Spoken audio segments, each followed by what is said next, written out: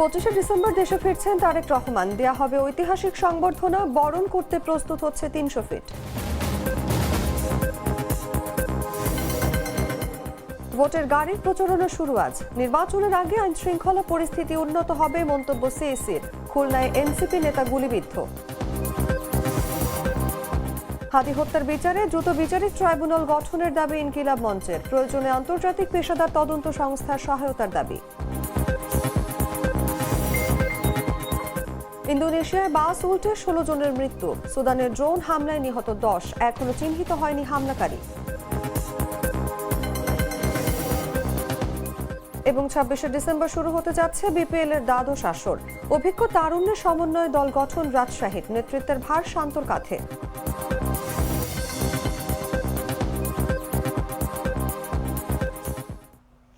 এতক্ষণ শুনছিলেন সংবাদ শিরোনাম। দর্শক আমন্ত্রণ দুপুর 3টার সংবাদে। সঙ্গে আছি আমি অনুভা বিশ্বাস। কৃত লাল সরিষার দানা থেকে তৈরি হয় প্রাণ সরিষার তেল, আসল ঝাঁঝে আসল স্বাদে। এবারে চলে যাচ্ছি পুরো খবরে। দীর্ঘ 17 বছরের নির্বাসনের অবসান ঘটিয়ে দেশের মাটিতে ফিরছেন বিএনপির ভারপ্রাপ্ত চেয়ারম্যান তারেক রহমান। তার স্বদেশ প্রত্যাবর্তনকে ঘিরে রাজধানী ঢাকা সহ সারা দেশে তৈরি হয়েছে উৎসবমুখর পরিবেশ। 25শে ডিসেম্বরকে ঘিরে ব্যাপক জনসমাগম ও রাজনৈতিক উত্তাপের মধ্য দিয়ে নতুন এক অধ্যায়ের সূচনার প্রত্যাশা করছেন দলীয় নেতাকর্মীরা। বিস্তারিত জাগো ডেস্ক রিপোর্টে। দেখে মনে হবে একটি মঞ্চ তৈরি হচ্ছে, কিন্তু এটি শুধু মঞ্চ নয়, তৈরি হচ্ছে নতুন ইতিহাস। বাংলাদেশের এই সময়ের সবচেয়ে জনপ্রিয় নেতা তারেক রহমানকে বরণ করতে প্রস্তুত হচ্ছে বাংলাদেশ। দীর্ঘ 17 বছরের বেশি সময় নির্বাসিত জীবনের অবসান ঘটিয়ে আগামী 25শে ডিসেম্বর দেশের মাটিতে পা রাখবেন বিএনপির কাণ্ডারি তারেক রহমান। ওই দিন দুপুর 12:15টায় তিনি রাজধানীর হযরত শাহজালাল আন্তর্জাতিক বিমানবন্দরে অবতরণ করবেন।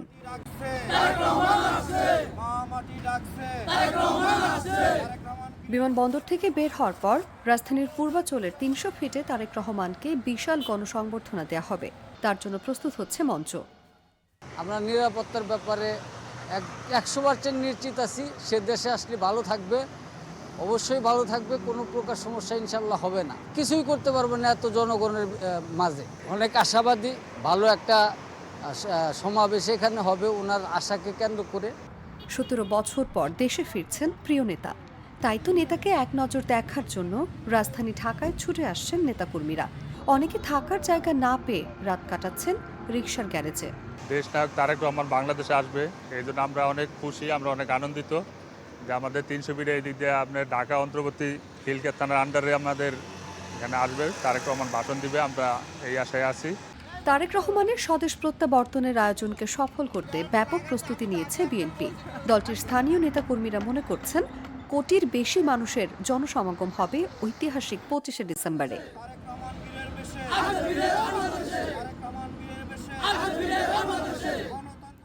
দেশে ফিরে বিএনপি চেয়ারপারসনের গুলশানের কার্যালয় থেকেই রাজনৈতিক কর্মকাণ্ড পরিচালনা করবেন তারেক রহমান, এমনটাই জানিয়েছেন দলের দায়িত্বশীল নেতারা। সব মিলিয়ে দীর্ঘ প্রতীক্ষার অবসান ঘটিয়ে তারেক রহমানের স্বদেশ প্রত্যাবর্তন ঘিরে উৎসবমুখর পরিবেশ তৈরি হচ্ছে রাজধানী সহ সারা দেশে। নিউজ ডেস্ক, জাগো নিউজ। দর্শক, তারেক রহমানের সংবর্ধনা প্রস্তুতি নিয়ে আলোচনার জন্য আমাদের সঙ্গে আজ রয়েছেন জাগো নিউজের senior reporter Khalid Hossain.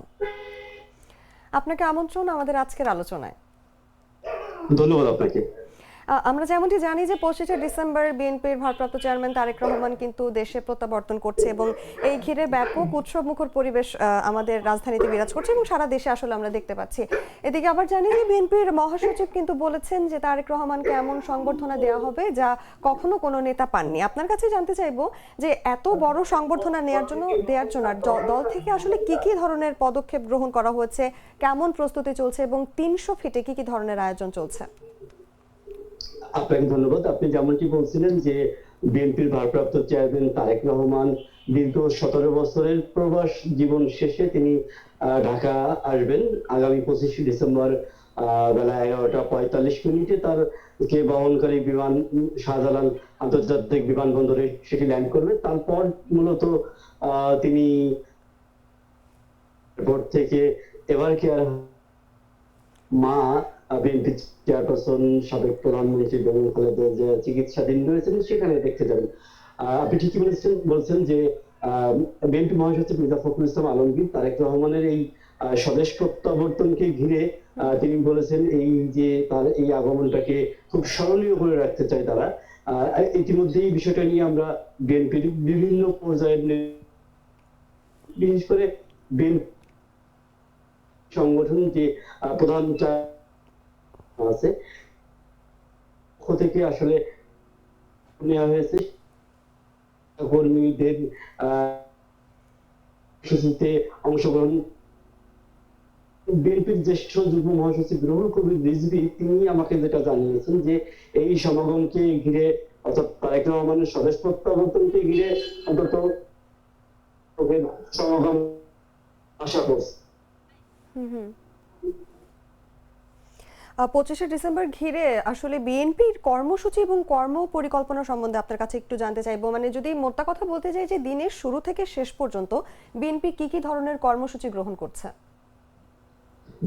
BNP মূলত এটা আসলে মূলত যেটা বিএনপি পক্ষ থেকে বলা হচ্ছে যে তারেক রহমান এসে তিনি মূলত প্রথমে এয়ারপোর্ট থেকে তার মাকে দেখতে যাবেন এবং তারপরে হচ্ছে এভারকেয়ারের পাশে যে 300 ফিট আছে সেখানে তিনি কৃতজ্ঞতা জানাবেন, ধন্যবাদ জানাবেন এবং জাতির উদ্দেশ্যে তিনি একটা বার্তা দিবেন।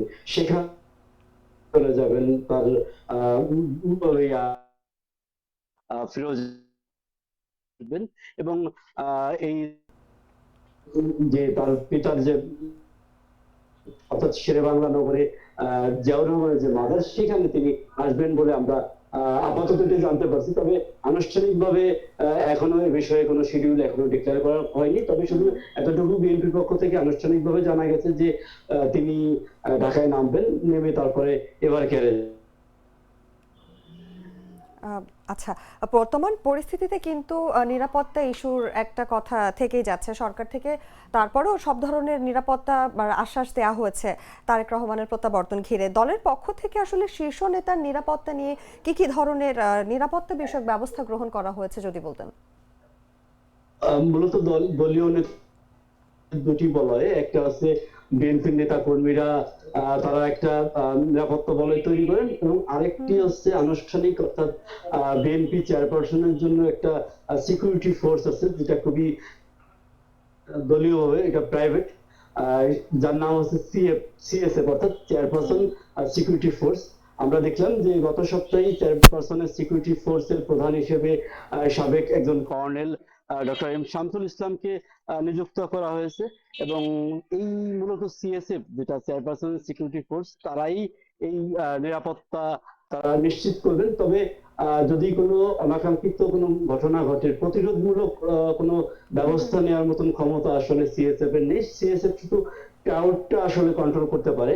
আর সেই নিরাপত্তার জন্য ইতিমধ্যেই তারা আশা করছেন যে সরকার এসএসএফ এবং তারা আশা করছে 2-1 দিনের মধ্যে তারা সেই প্রক্রিয়া একদম চূড়ান্ত দেখতে পাবেন। আপনাকে অসংখ্য ধন্যবাদ আমাদের সঙ্গে আজ আলোচনায় যুক্ত থাকার জন্য। ধন্যবাদ আপনাকে।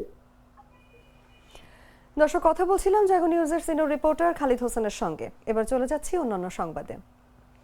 আসন্ন ত্রয়োদশ জাতীয় সংসদ নির্বাচন ও গণভোট উপলক্ষে ভোটারদের সচেতন ও উদ্বুদ্ধ করতে ভোটের গাড়ির প্রচারণা শুরু হচ্ছে আজ।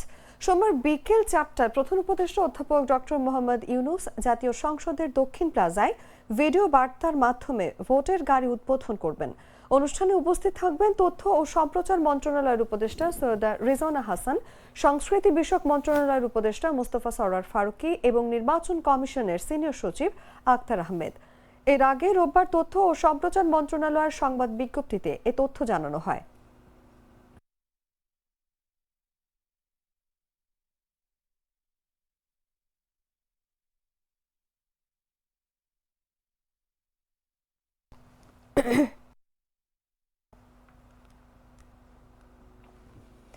নির্বাচনের দিন যত এগিয়ে আসবে আইন শৃঙ্খলা পরিস্থিতি তত উন্নত হবে বলে মন্তব্য করেছেন প্রধান নির্বাচন কমিশনার এএমএম নাসির উদ্দিন।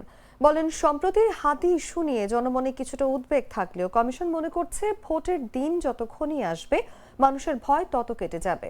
সোমবার সকালে রাজধানীর তেজগাঁওয়ে ডাক বিভাগের মেল সেন্টার পরিদর্শনে গিয়ে সাংবাদিকদের একথা বলেন তিনি। প্রধান উপদেষ্টার দেয়া প্রতিশ্রুতি বাস্তবায়নে কমিশন বদ্ধপরিকর এবং এবারে নির্বাচনের মাধ্যমে নির্বাচন কমিশনের উপর জনগণের হারানো আস্থা পুনরায় ফিরে আসবে বলে মন্তব্য করেন সিসি। উৎসব ইনশাল্লাহ হবে। দেখেন না, এই যে উৎসবের মতো দেখেন আপনারা কত কত সাংবাদিকরা এসছেন, এটা একটা উৎসবের অংশ না। ভিতরে যদি দেখেছেন কি পরিমাণ লোক কাজ করতেছে, মেশিনের মতো কাজ করতেছে, তারা তো নিজেরাই একটা এনকারেজ ফিল করতেছে এবং I saw them quite motivated. তারাও আনন্দ পাচ্ছে যে দেশের জন্য একটা কাজ করতে পারছে।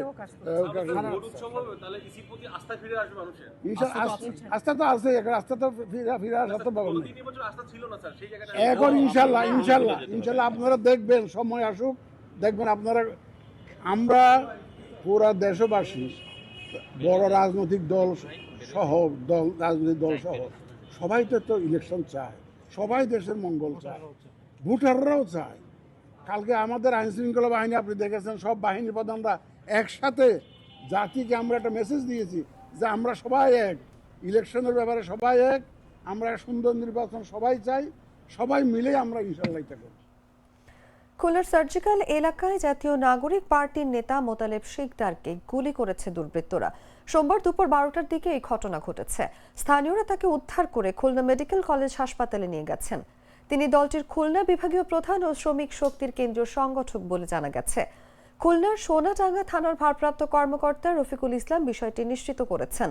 স্থানীয় ও পুলিশ সূত্রে আরও জানা যায়, খুলনা গাজী মেডিকেল এলাকার আল আকসা মসজিদ গলিতে একটি ভাড়া বাসায় প্রায়ই যাতায়াত করতেন মোতালেব শিকদার। একজন নারী দম্পতি পরিচয় ওই বাসা ভাড়া নিয়েছিলেন, তবে নারীর নাম এখনো জানা যায়নি। ভাড়া বাসায় গুলির ঘটনা ঘটেছে। ঘটনার পর পুলিশ বাসাটিতে তল্লাশি চালিয়ে মাদক সেবনের সরঞ্জাম ও বিদেশি মদের বোতল উদ্ধার করেছে। পুলিশ নারীর পরিচয় শনাক্তে ও মূল ঘটনা উদ্ঘাটনে কাজ করছে। ওসি রফিকুল ইসলাম বলেন, মোতালেব শিকদারের চিকিৎসা চলছে। এই ঘটনায় জড়িতদের ধরতে পুলিশ বিভিন্ন জায়গায় অভিযান শুরু করেছে এবং মূল ঘটনা উদ্ঘাটনে তদন্ত চলছে।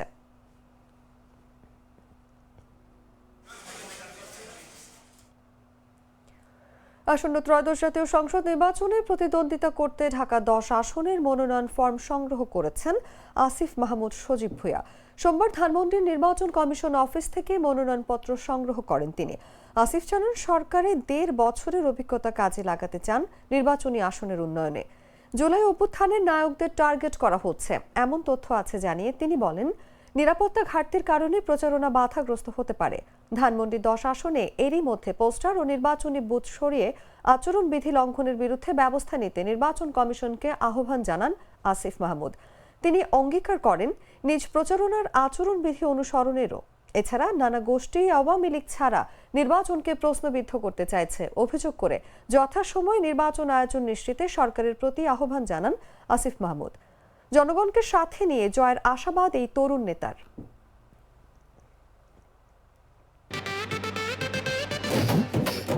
একটা ড্রিঙ্কও আমারে দিবা?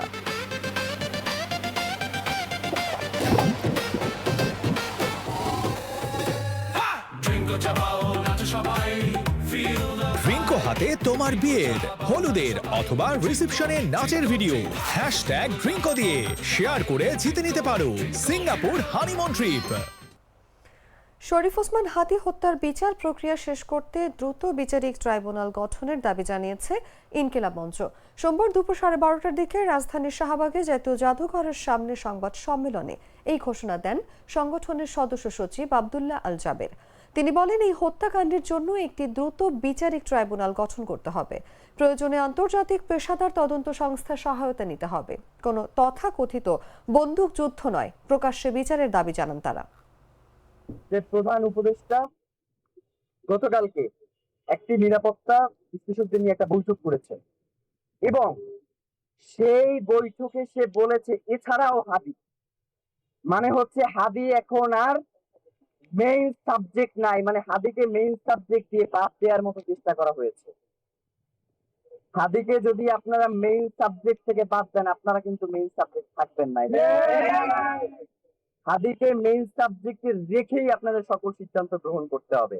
আর ভাই যেটা বললেন, অবশ্যই আগামী 24 ঘন্টার মধ্যে তারা দ্রুত বিচারিক ট্রাইব্যুনাল গঠন এবং এটার ক্ষেত্রে তারা যেই আন্তর্জাতিক গোয়েন্দা সংস্থা যেমন এফবিআই এবং স্কটল্যান্ড ইয়ার্ডের মতো যারা পেশাদারী গোয়েন্দা সংস্থা রয়েছে তাদের সহায়তা নিতে হবে এবং রাষ্ট্রকে আপনাদের সামনে এসে জানাতে হবে যে তারা এই সহায়তার ক্ষেত্রে কি কি পদক্ষেপ গ্রহণ করেছে।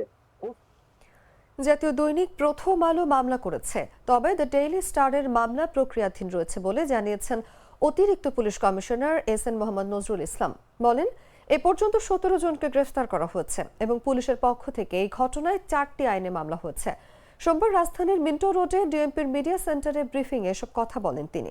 এ সময় তিনি আরো বলেন, হামলা, ভাঙচুর ও অগ্নিসংযোগের ঘটনায় পুলিশ অ্যাকশনে গেলে গুলি হতো, 2-4 জন মারা যেত, এরপর পুলিশের উপর পাল্টা আক্রমণ হতো। এ কারণে সেদিন পুলিশ অ্যাকশনে যায়নি। Dhaka metropolitan police, DB, CTTC এবং অন্যান্য গোয়েন্দা সংস্থাগুলো ভিডিও ফুটেজ দেখে এই দুষ্কৃতিকারীদেরকে চিহ্নিত করার চেষ্টা করেছে এবং আমরা গ্রেফতারের প্রচেষ্টাও অব্যাহত রেখেছি। এখন পর্যন্ত থানা পুলিশ কর্তৃক 13 জন এবং সিটিটিসি কর্তৃক 3 জন, ডিবি কর্তৃক 1 জন, মোট 17 জনকে গ্রেফতার করতে আমরা সক্ষম হয়েছি। তাদের কাছ থেকে, একজন আসামির কাছ থেকে ওইখান থেকে নিয়ে যাওয়া টাকার মধ্যে নগদ 50,000 টাকা এবং সেই টাকা দিয়ে সে একটা টিভি কিনছে, একটা টাচ ফ্রিজ কিনছে, সেটা আমরা উদ্ধার করতে সক্ষম হয়েছি। তাদের বিরুদ্ধে পেনাল কোড, স্পেশাল পাওয়ার act, cyber security act, anti terrorism act, এই 4টা আইনে মামলা হয়েছে। 2026 সালের এসএসসি ও সমমান পরীক্ষা ঘিরে একের পর এক সংকট। শিক্ষাক্রম বাতিল হওয়ায় 1 বছরের সিলেবাসে পরীক্ষা দেবে শিক্ষার্থীরা। এ নিয়ে সৃষ্ট সংকট নিরসনের পর এবার সামনে এসেছে নতুন বাধা, জাতীয় নির্বাচন, রমজান, ঈদ উল ফিতরের ছুটি। এ কারণে এবারের এসএসসি পরীক্ষা পেছাতে পারে অন্তত 3 মাস। শিক্ষা বোর্ডগুলো বলছে, সাধারণত ফেব্রুয়ারি মাসে এসএসসি ও সমমান পরীক্ষা নেওয়া হয়। এবার ফেব্রুয়ারিতে ত্রয়োদশ জাতীয় সংসদ নির্বাচন হবে। এর পরপরই শুরু হবে পবিত্র রমজান মাস। রোজা ও ঈদ উল ফিতরের ছুটিতে পরীক্ষা নেওয়া সম্ভব নয়, ফলে অন্তত 3 মাস দেরিতে পরীক্ষা শুরু করা হতে পারে। এ বিষয়ে ঢাকা মাধ্যমিক ও উচ্চ মাধ্যমিক শিক্ষা বোর্ডের বর্তমান পরীক্ষা নিয়ন্ত্রক অধ্যাপক এস.এম. কামাল উদ্দিন হায়দার বলেন, পরীক্ষাটা কবে নেওয়া হবে সেটা নিয়ে এখনো চূড়ান্ত কোনো সিদ্ধান্ত হয়নি, তবে দৃশ্যত ফেব্রুয়ারিতে পরীক্ষা নেওয়ার সুযোগ নেই। পরীক্ষাটা কবে হবে সেটা নিয়ে আলোচনা করে সিদ্ধান্ত জানানো হবে, তবে এই নিয়ে দুশ্চিন্তার কিছু নেই বলেও উল্লেখ করেন তিনি।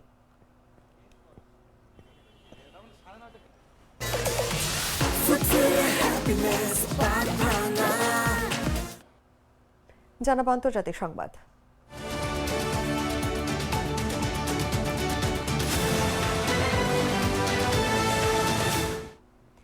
বড়দিনের আগেই পশ্চিমবঙ্গে জেঁকে বসেছে শীত। এবারের মৌসুমে কবে থেকে শীত জেঁকে বসবে সেই অপেক্ষায় ছিল কলকাতা সহ গোটা রাজ্যবাসী। অবশেষে ডিসেম্বরের শেষের দিকে ফিরল শীতের আমেজ। সোমবার কলকাতায় মৌসুমের শীতলতম দিন অনুভূত হচ্ছে। পশ্চিমবঙ্গের, দক্ষিণবঙ্গ ও উত্তরবঙ্গের জেলাগুলোতেও বেড়েছে শীতের তীব্রতা। কলকাতার আলিপুর আবহাওয়া দপ্তরের পূর্বাঞ্চলীয় কর্মকর্তা হাবিবুর রহমান জানিয়েছেন, সোমবার কলকাতার সর্বনিম্ন তাপমাত্রা ছিল 15.2 ডিগ্রি সেলসিয়াস, যা স্বাভাবিকের থেকে 0.7 ডিগ্রি সেলসিয়াস বেশি। দক্ষিণবঙ্গের জেলাগুলোতে আগামী 3 দিন ন্যূনতম তাপমাত্রা উল্লেখযোগ্যভাবে বদলাবে না। এর পরবর্তী 2 দিনে কিছু জায়গায় ধীরে ধীরে তাপমাত্রা 2 থেকে 3 ডিগ্রি সেলসিয়াস পর্যন্ত কমতে পারে। তার পরের 2 দিনে তাপমাত্রায় উল্লেখযোগ্য কোনো পরিবর্তনের আশঙ্কা নেই, অর্থাৎ বড়দিনে হাড় কাঁপানো ঠান্ডা পড়ার আশঙ্কা কম। সোমবার সকালে কলকাতা ছিল কুয়াশার চাদরে ঢাকা। পশ্চিম বর্ধমান থেকে শুরু করে মুর্শিদাবাদ, বীরভূম, মালদহ, কুচবিহার, জলপাইগুড়ি, উত্তর দক্ষিণ দিনাজপুরে ঘন কুয়াশার সতর্কতা জারি করা হয়েছে। বেলা বাড়ার সঙ্গে সঙ্গে দৃশ্যমানতা কিছুটা বাড়তে পারে। প্রশাসনের পক্ষ থেকে হাইওয়েগুলোতে বড় গাড়ি ও ট্রাক চালকদের সতর্কতা দেওয়া হয়েছে, কারণ ঘন কুয়াশায় অনেক সময় দুর্ঘটনার সম্ভাবনা থাকে।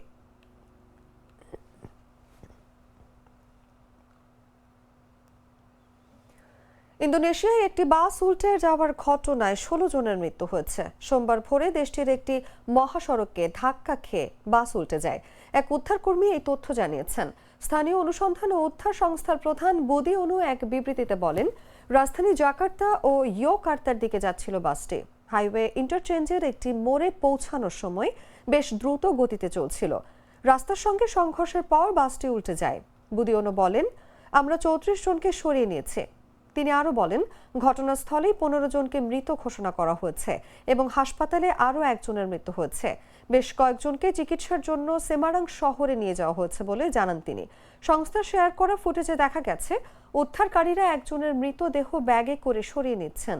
দক্ষিণ পূর্ব এশিয়ার এই দেশটিতে পরিবহন দুর্ঘটনা খুবই সাধারণ ঘটনা হয়ে দাঁড়িয়েছে।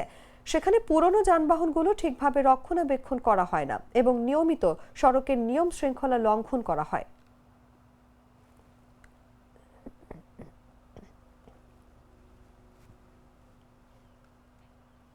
সংবাদ শেষ করব খেলার খবর জানিয়ে।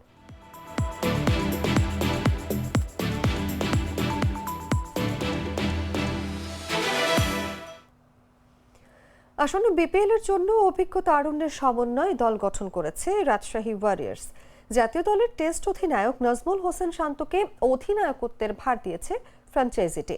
এক ফেসবুক পোস্টে এই ঘোষণা দিয়েছে ফ্র্যাঞ্চাইজিটি। বিপিএল নিলামের আগেই শান্তকে ডিরেক্ট শাইনিংয়ে দলে ভিড়িয়েছিল তারা। রাজশাহীতে মুশফিকুর রহিম, আকবর আলীর মতো ক্রিকেটারদের নিয়ে দল সাজিয়েছে রাজশাহী। তানজিদ হাসান তামিম, পাকিস্তানের সাহিবজাদা ফারহানরাও খেলবেন এই দলের হয়ে। আগামী 26 ডিসেম্বর শুরু হতে যাচ্ছে বিপিএল এর দ্বাদশ আসর। উদ্বোধনী দিনই স্বাগতিক সিলেট টাইটান্সের বিপক্ষে মাঠে নামবে রাজশাহী ওয়ারিয়র্স।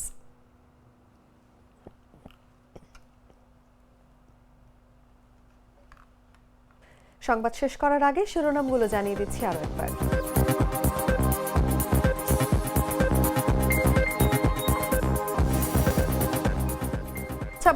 25 ডিসেম্বর দেশে ফিরছেন তারেক রহমান। দেওয়া হবে ঐতিহাসিক সংবর্ধনা, বরণ করতে প্রস্তুত হচ্ছে 300 ফিট।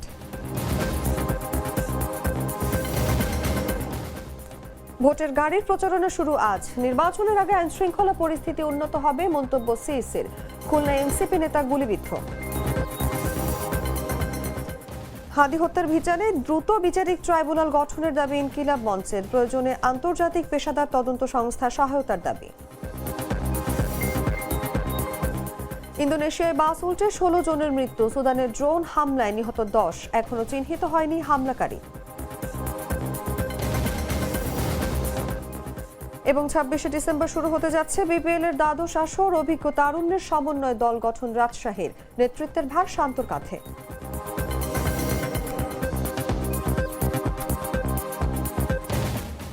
দর্শক, এ ছিল এখনকার মতো। এরপর বিকেল 5টায় দেখবেন দেশজুড়ে সংবাদ। প্রতি মুহূর্তের সর্বশেষ খবর জানতে ভিজিট করুন jagonews24.com। ফলো করুন আমাদের ভেরিফাইড ফেসবুক পেজ এবং সাবস্ক্রাইব করুন জাগো নিউজের ইউটিউব চ্যানেল। ধন্যবাদ সবাইকে।